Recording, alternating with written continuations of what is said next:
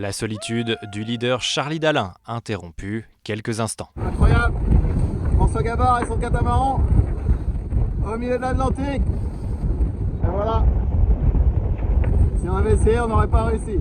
En ce 8e jour de course, le skipper de Massif Santé Prévoyance poursuit son sans faute, seul et large leader. C'est vrai que je suis un peu tout seul dans mon coin depuis un moment, donc ouais, je déroule mon petit programme, je fais la course contre mes routages, à défaut d'avoir des concurrents autour.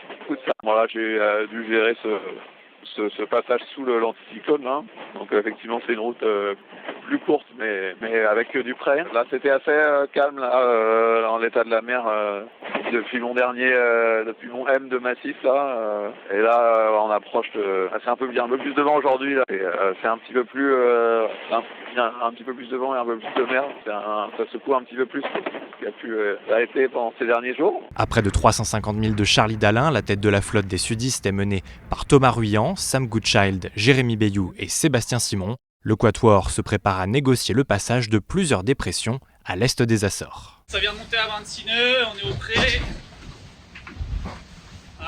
Passer une nuit pas super. J'ai fait aspirer dans un gros refus avec Seb Simon là. Du coup, Ruyant et Sam là, et on faisait compagnie, mais je viens de retrouver Sam.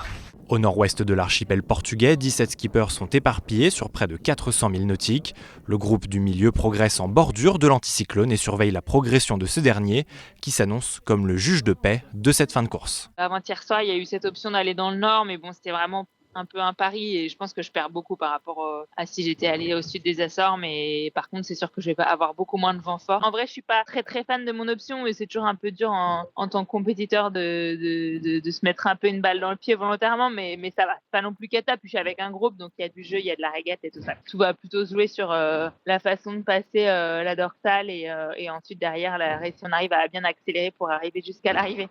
Mais j'ai du mal à me dire qu'on va arriver un jour. C'est une course folle, on va se battre jusqu'au bout et puis on va s'amuser, hein. Moi j'ai branché mon baromètre, je suis sur les fichiers et voilà. Ce qui est sûr, c'est que ça va être du prêt et que il va falloir beaucoup tricoter à la fin. Est-ce que c'est le prudent ou le téméraire qui va gagner là je sais pas du tout. Hein. L'arrivée du leader Charlie Dalin se précise. Le skipper de Massif Santé Prévoyance devrait arriver au Sables d'Olonne entre samedi soir et dimanche. Pour le plus septentrional de la flotte, Boris Herman en 10e position, l'horizon s'éclaircit. Le décalage de l'anticyclone lui ouvre la voie et avec un vent favorable, le skipper de Malaysia Sea Explorer devrait ainsi atteindre la Vendée 24 heures après Charlie Dalin dans la nuit de dimanche à lundi.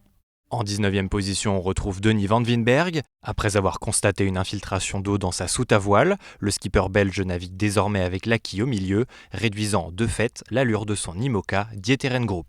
Au classement, Yannick Bestaven sur Maître Coq ferme la marche après avoir atteint la mi-parcours en ce 8e jour de course. Là où ça doit être